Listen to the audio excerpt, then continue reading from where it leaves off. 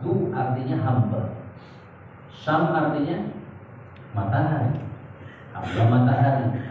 Maka inilah nama-nama orang-orang jahiliyah dahulu ketika belum Islam, ya, banyak yang namanya seperti ini, Abdul Ka'bah dan nama-nama lainnya.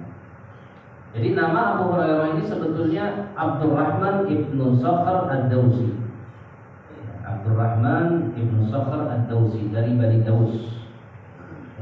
Kemudian apa sejarahnya? Kenapa kok bisa dipanggil Hurairah? Dipanggil Hurairah ini karena ya Abdurrahman ibnu Sakhr ad-Dawsi ini pelihara kucing dan kucingnya ini banyak. Jadi lihat oleh Rasulullah sebagaimana disebutkan ya Imam Bukhari, Imam Muslim ya terkait penamaan Abu Hurairah ini. Abu Hurairah ya, ketika di bajunya itu banyak kucing-kucing kecil. Dan ketika malam kucing-kucingnya itu berada di atas pohon yang untuk tidur. Nah akhirnya Rasulullah SAW memanggilnya dengan Hirun. Ya, Hirun. Hirun artinya kucing. Nah kemudian ini sim tasjir ya dalam bahasa. Kemudian para sahabat yang lain mengikuti ya hingga ya, sampai saat ini dikenalnya Hurairah.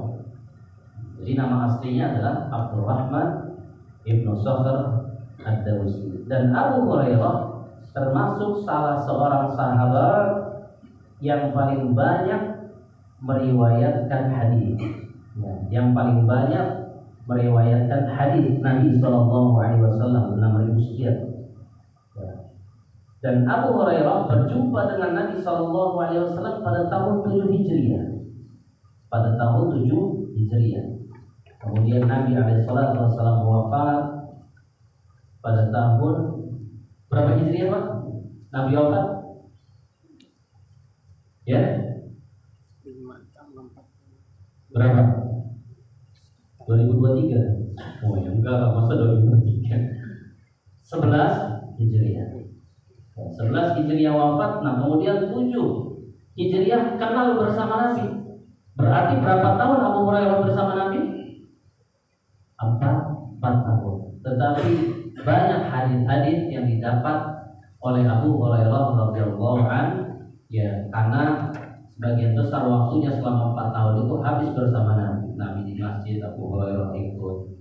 Nabi jalan, Abu Hurairah ikut. Makanya kenapa dalam kitab-kitab hadis banyak disebutkan an Abi Hurairah, an Abi Hurairah. Itu sejarah. Ya, Abu Hurairah banyak waktunya bersama Nabi sallallahu alaihi wasallam. Ya, an Abi Hurairah radhiyallahu anhu. Dari Abu Hurairah radhiyallahu anhu anna Rasulullah sallallahu alaihi wasallam qala, bahwasanya Nabi sallallahu alaihi wasallam bersabda, haqqul muslim 'alal muslim sittun. Hak muslim yang satu dengan yang lainnya ada 6. Ya, penyebutan sittun di sini maknanya bukan terbatas hanya 6. Tetapi Rasulullah ingin memudahkan agar para sahabat itu mudah ya dalam menghafal, mengingat. Disebutkan diantaranya hak muslim yang 6 itu ini. Tetapi ada hak-hak yang lain. Di hadis-hadis yang lain disebutkan 10. Ya. Tetapi di dalam hadis ini 6. Ya, qila ma hunna ya Rasulullah. Para sahabat bertanya, apa yang 6 itu wahai Rasulullah? Ya, maka Nabi SAW menjawab, idza laqitahu fasallim alaihi. Kalau engkau berjumpa dengan saudara muslim, maka hendaklah salam kepadanya. Jadi perintah Nabi salam. Ya, bukan hello. Gimana bro? Nah, bukan, tapi salam. Anda muslim, saya muslim, ya berarti jangan malu-malu mengucapkan salam. Kadang-kadang orang terpatri dalam dirinya, salam itu seolah-olah eksklusif, hanya miliknya orang-orang yang hari-harinya di masjid saja. Tidak. Salam ini termasuk ajaran Islam yang diajarkan oleh Nabi SAW, rahmatan lil alamin. Untuk semua selain dia muslim bertemu dengan muslim yang lainnya, Assalamualaikum. Jangan sampai ucapan salam ini yang mengamalkan orang di luar Islam. Ya, kadang orang Nasrani ya salam dulu sama kita, Assalamualaikum, padahal ini cuma canda sabdaan. Nah kita yang harusnya berusaha untuk mengamalkan. Insya Allah nanti akan kita sampaikan beberapa adab salam. Ya tentunya nggak semua. Paling kita ambil beberapa poin supaya kita betul-betul paham ternyata salam ini adalah salah satu syariat Islam, ya ajaran Nabi Shallallahu Alaihi Wasallam yang banyak umat Islam meninggalkan ucapan salam ini. Baik. Nah kemudian apa hak yang lain? Wa idza da'aka fa'ajibhu. Kalau diundang maka hendaknya datang. Diundang datang. Satu-satunya undangan yang wajib didatangi kalau kita nggak ada udzur adalah walimatul urs, undangan pernikahan.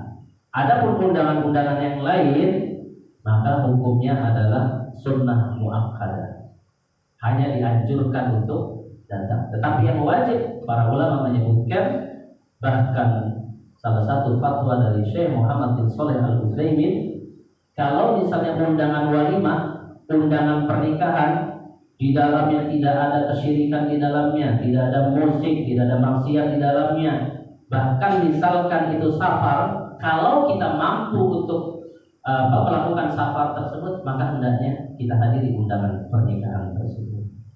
Sampai seperti itu. Nah, jadi kalau misalnya undangan-undangan yang lain, ya kalau cuma sekedar makan bersama, ya atau lulus kuliah atau yang lain-lainnya, ya kita dianjurkan untuk datang, tetapi tidak sampai pada wajib. Adapun walimah, kalau misalnya walimah, ya di dalamnya ada ritual-ritual kesyirikan, ada ritual-ritual maksiat, ya, ada biduan atau musik dan lain sebagainya, maka justru sebaliknya haram kita untuk menghadiri undangan tersebut, karena di dalamnya ada sebab-sebab dari keharamannya. Wallahu a'lam. Kemudian wa idza stansahaka fansah lahu. Kalau engkau diminta nasihat, maka nasihati. Artinya penuhi permintaan tersebut. Ya kadang-kala kita yang sudah senior, ya kira-kira bapak-bapak yang sudah senior, sudah tua atau senior ya? Senior. Tua. Jangan bilang tua, senior lah. Bahasanya lebih halus sedikit. Ya yang lebih senior. Kadang yang muda-muda ini datang ke yang senior kan gitu. Wah ini Pak, ini kita ada masalah ini begini. Hakikatnya yang muda-muda seperti ini ketika ngadu sama kita, ini minta nasihat. Ya minta nasihat. Maka kewajiban kita memberi nasihat semampu kita. Ya, jangan memperkeruh suasana. Nah, orang ngadu, ini Pak, saya ada masalah sama si Pura. Ya memang si Pura itu memang gitu. Jangan justru memperkeruh masalah. Kasih nasihat yang bijak.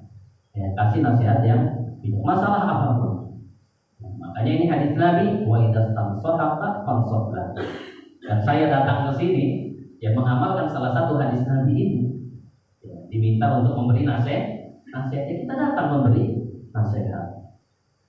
Wa idza atasa fahamidallaha fasammidhu.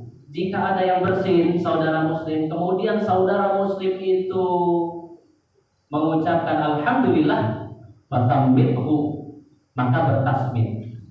Ya, bertasmid. Apa tasmid? Yaitu ucapan yarhamu Allah. Nah, kita praktek dulu Pak. Saya misalkan bersin, ya asyku, alhamdulillah. Bapak jawabnya apa? Yarhamukallah. Nah kan kalau misalnya ada yang bersin semua yarhamukallah, masya Allah, syiar Islam, ya kan, saling mendoakan. Ketika Bapak mengucapkan yarhamukallah, saya ucapkan yahdikumullah wa yuslihu balakum, masya Allah, indah. Ya saling mendoakan. Ya jangan ketika bersin sakit kamu, lah doakan dulu baru tanya. Ya dalam hadis yang lain disebutkan, kalau misalnya bersin ya sampai 3 kali lebih, ya maka ini jawabannya cukup sampai 3 kali, berarti memang betul-betul sakit. Dan bersin ini nikmat. Saya tanya Pak, kalau Bapak mau bersin gajari apa rasanya? Hah? Apa rasanya? Ya nggak enak. Rasanya gimana gitu ya di sini? Mau bersin nggak jadi. Ya nggak jadi bersin. Maka bersin ini nikmat. Sama hal-hal yang kecil yang lain. Ya contoh kecil kentut Pak. Kalau susah kentut, nggak bisa kentut, gimana rasanya perut? Ya kembung ya Pak, susah ya. Nah kentut ini sebenarnya nikmat. Kadang-kadang hal-hal yang kecil kita itu nggak berpikir ini nikmat dari Allah. Maka syukuri Pak. Sekecil-kecilnya nikmat, kalau itu nggak diberikan ke kita, kita nggak bisa merasakan nikmat itu. Maka alhamdulillah. Nah kemudian wa idza maridha fa'udhu. Kalau misalnya ada saudara muslim yang sakit, maka jenguk. Ya, datangi, fa'udhu, datangi dia, jenguk dia. Dan inilah ya akhlak Nabi sallallahu alaihi wasallam. Bahkan Nabi alaihi salatu wasallam menjenguk orang sakit bukan hanya dari kalangan orang-orang Islam saja. Satu contoh, ya ada riwayat yang menjelaskan bahwa Nabi pernah menjenguk tetangganya yang sakit, yaitu orang Yahudi. Dengan tujuan apa? Agar orang Yahudi ini lembut. Nah, kemudian dia mengakui, oh begini, Islam ini rahmatan lil alamin.